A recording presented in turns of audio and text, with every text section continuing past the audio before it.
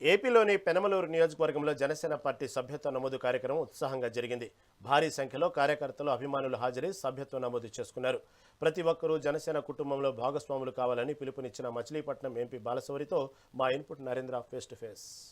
ఉద్యమి సభ్యత్వ నమోదు కార్యక్రమం ఈరోజు పెనమలూరు నియోజకవర్గంలో జరిగింది. ఈ కార్యక్రమానికి మచిలీపట్నం ఎంపీ బాలశౌరి హాజరయ్యారు. ముఖ్యంగా ఈ కార్యక్రమం ఏ విధంగా జరిగింది ఏంటనేది కూడా ఆయన మాటలు తీసుకునే ప్రయత్నం చేద్దాం. సార్ చెప్పండి, ముఖ్యంగా ఈ కార్యక్రమం ఏ విధంగా జరిగింది?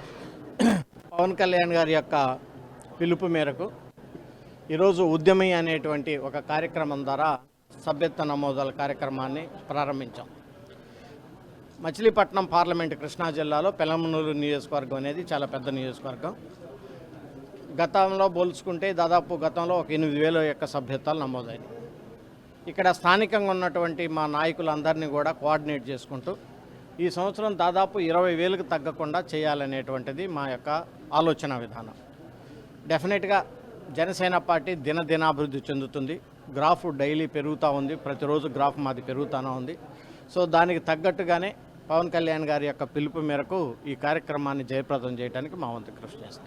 గతం కంటే ఇప్పుడు సభ్యత్వ నమోదు పెంచుతూ ఉన్నారు. ఇప్పటి వరకు దీనికి సంబంధించి కూడా ఒక ఉద్యమ రూపంలో ముందుకు వెళ్తున్నారు. ప్రజల నుంచి స్పందన ఏ విధంగా ఉంది? డెఫినెట్గా ప్రజల నుంచి స్పందన ఉంది. ఇవన్నీ ఏంటంటే వాలంటీర్గా చేరేటువంటిది, దీన్ని ఏది ఫోర్స్ చేసేది కంటే కాదు. సో వాలంటీర్గా చేరటం అంటే ప్రజల్లో స్పందన ఉంటేనే మెంబర్షిప్ పెరుగుతుంది.